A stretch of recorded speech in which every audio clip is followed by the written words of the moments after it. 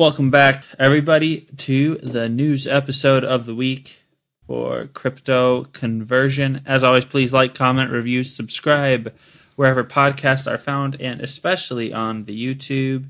We are growing the conversation between crypto, Christians, and everything in between. Well, at least trying to join them together specifically. So let's get into the news. I think, so just for reference, it is the evening of November 2nd, Thursday. And we are fresh off the SBF charges, 7 charges of fraud, basically, what he's gotten tied to, which we anticipated that was what it was going to be. And that's what happens when you move your business to the Bahamas and use VPNs, and more importantly, use your other shell company to fund your other online casino exchange company. So makes sense. Actually, I don't know if this is what we anticipated, because I think for a while, a lot of people thought he was too closely connected with politicians and the whole swamp there in DC, that he was going to get out scot-free. I think for a long time, a number of us believed that. True. But, you know, for all intents and purposes, I believe he's guilty. All 7 counts. So yeah, somewhat of surprising news, maybe. But I'm surprised it was so quick. I figured they drag it out as long as they can, and yeah, I guess he got in the pockets of politicians, but maybe not the judges. It's just interesting to see. I'm curious. Yeah. Is this over? Are they, in the coming months, they're going to charge other people? Is there going to be any repercussions, with regards to places and people he's donated to with customer funds? Is there going to be any sort of clawback? I don't know. No, Matt, it depends on who you are, because like you see celebrities like Shaquille O'Neal completely figure out a way to distance themselves from the lawsuit altogether, and basically like not, basically kind of come out scot-free. Kevin O'Leary was able to get money back. There, it all depends on who you are and how good of a team you had around you, because, Tom Brady definitely got fleeced a little bit in some of this. Same with Steph Curry. There were a lot of prominent people that lost a lot, but there were also some very prominent celebrity figures that were able to retain whatever they had initially invested from that standpoint. Yeah. I do wonder if there's a difference though between celebrities getting paid for promotions, and then like I don't know, I wonder about politicians, and political parties and PACs and things like that simply were donated these funds that were they're not going to be held accountable. They're never held accountable. Like Act Blue, James O'Keefe just exposed Act Blue for money laundering, and those politicians that get supported from Act Blue and all of those financial or all of those other political machines, they're not going to get dinged for nothing. Okay, interesting. Yeah, take your word for it then. I was reading on Twitter. I don't know if you guys know Scott Melker, the Wolf of All Streets crypto YouTuber, and recently he's a big host on Twitter Spaces with Maria Newfall. But he said, this is a big L for the conspiracy theorists, because FTX or SBF is found guilty on all 7 counts. But I will say this: there is still hope for the conspiracy theorists, because he hasn't been sentenced yet.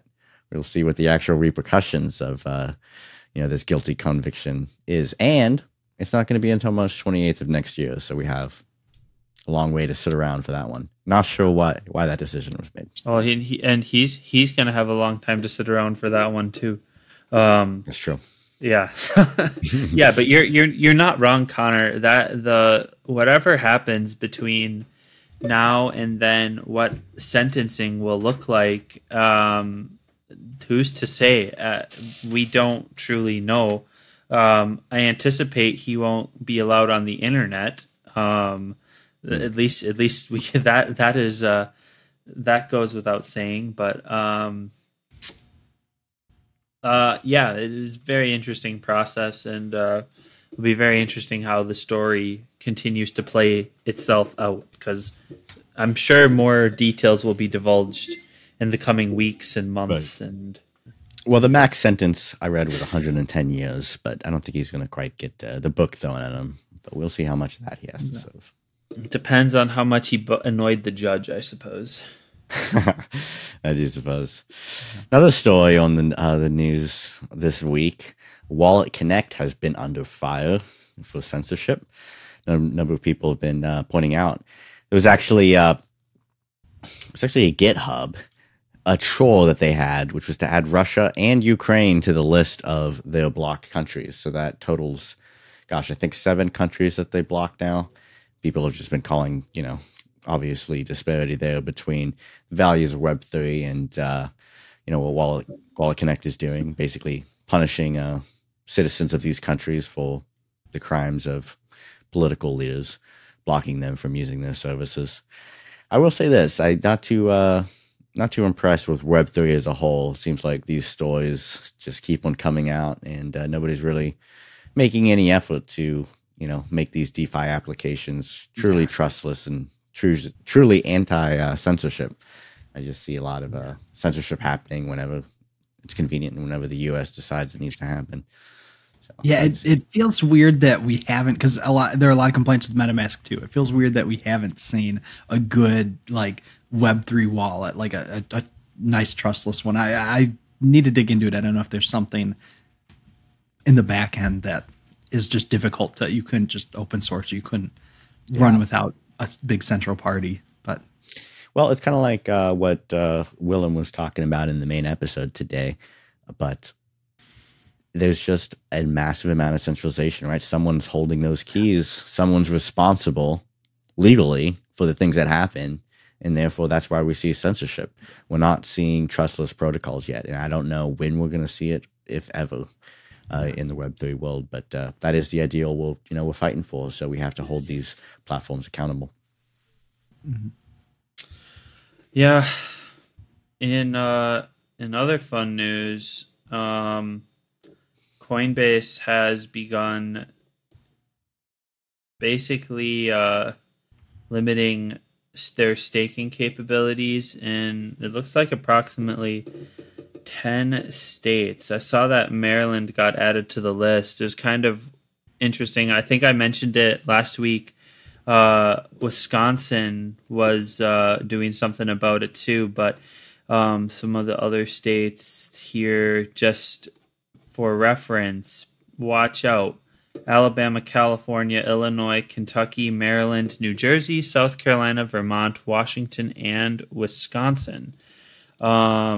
Now, I'm not sure if this applies to the APY you can receive on certain assets on Coinbase for holding them there, or if is that, I think that's what they're considering as a form of staking, but I'm not sure if that's right or wrong. And I know Matt, you and I were kind of going back and forth about it. I think it might be, though.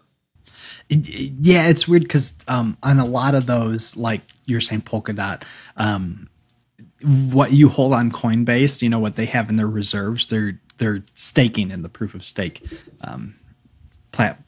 protocol. But there are, like USDC, there's no proof of stake for USDC. So whatever they're paying, they're just paying out of pocket, out of their profits, out of, their partnership with Circle. So I don't know. It is weird because that one doesn't feel like staking. And really that one feels similar to what Apple is doing with Apple Pay. If you hold money and if you hold a balance in Apple Pay, they'll pay you, a percentage on top of that. And I know other groups are doing that too. That's what I want to understand here is, like, how about we get some proof of reserves from Apple, an Apple wallet? Like, seriously, if that's what this is about, like, let's everybody put their cards on the table. Let's see what everybody has. Do you actually have what you say you have? Like, can you support that? That's the question. Now, I think Apple can, because of how many fees you have to pay iOS on your stupid phone. Every time they come out with a new one, it feels like the old ones just get made to move slower. But that is why I'm not an Apple customer personally. But that's another conversation for another day. But it is interesting to think about from that aspect, because I know Cosmos is you can get like over a 10% APY on Coinbase, and I'm not trying to shill Coinbase here, but it's interesting, and I'm not sure if we're calling that, because when you go on the staking part of Coinbase, that's what they list is the APY, is the tokens you can invest in and get an APY on. So that's why I think that's what that means, but I could be wrong. Interesting. Yeah, and like I said last week, I do think that it's interesting that states are going, state by state with their regulations, because the SEC and the federal government doesn't seem to. Well, I think the SEC and the Fed are dragging their feet, and then states are just like, well, we're just going to make a decision ourselves based on how we feel and what our political climate is, and how we feel about crypto and stuff in general. New York has always been like at the forefront of anti-crypto regulations. Yeah, but New York cares about name precedence, though. Like if you think about it, Coinbase is on the stock exchange, right? Yeah, no, I do think New York has been at the forefront of regulation. I wouldn't say necessarily anti-crypto regulation, because there are certain firms like Paxos who put out the Binance USD and now is putting out the PayPal USD, and they're based in New York. And so I think they're there because they're like, hey, we're compliant with their regulations. Well, I'll tell you something super interesting. So if you want to talk about, like, it is truly who you are. So I don't know if you guys probably don't pay attention to this, but Penn National Gaming, a casino company, acquired Barstool Sports a couple years ago. Barstool Sports, kind of a popular internet podcasting blog site. People probably know who Dave Portnoy is, who see that stuff or are a little more social media fluent. But anyway, they were basically going to bring a sports book to the market, an online sports book to the market. And in order to get approval for your sports book, there's no federal approval, so you have to do it state by state. And because of who Barstool is and their controversial nature, New York was not interested in allowing them to open their sports book sponsored by Penn National Gaming. Barstool Sports Dave Portnoy bought Barstool Sports back from Penn National Gaming this year because Penn National Gaming started a partnership with ESPN, and who's ESPN owned by? Disney. So now you have the backing of a Disney and ESPN. You're going to look a lot more favorable in the regulatory eyes of New York because you have that white glove service treatment because you're ESPN and Disney, versus if you're Barstool Sports, you're a bunch of grungy dudes who kind of look like us blogging on the internet about hot girls and sports. So I get it. I think and it's similar in crypto to a certain extent, and I wonder if it will come down to the state level in terms of how those decisions are going to be made. Speaking of states and how decisions are going to be made, I don't know if you guys saw, but the Network State Conference was occurring in Amsterdam on the 30th this week. Did you guys get a chance to watch any of that at all? I didn't know. I had it on in the background. I was doing a few things. I caught a few hours of it. Awesome. Yeah. Was it good? Yeah, you didn't watch it? I subscribed to it. I'm gonna go back and watch some this Okay. weekend though. Yeah, Okay. I wasn't able Yeah. to watch it. It was during the work day, so Yeah, no, I thought it was great. It was, I mean, I feel like I was really like tuned in for the first few talks, and then after that, I was like, okay, everyone's saying the same thing but in a different way, Okay. which is fair. No, I think if you really wanted to dig into it, it is, it's good to see all of the initiatives to build, parallel economies and parallel societies, and so a lot of interesting ones that are happening. Some people are building a city somewhere in the Middle East. This one has, a bunch of a very decentralized meetup zones throughout the US. And yeah, they're very quick talks. It's a great conference. It's like everyone's got like 10 minutes and then it's the next one.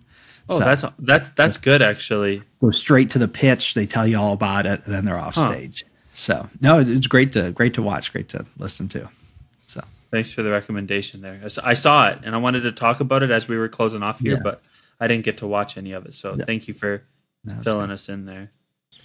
Anything else?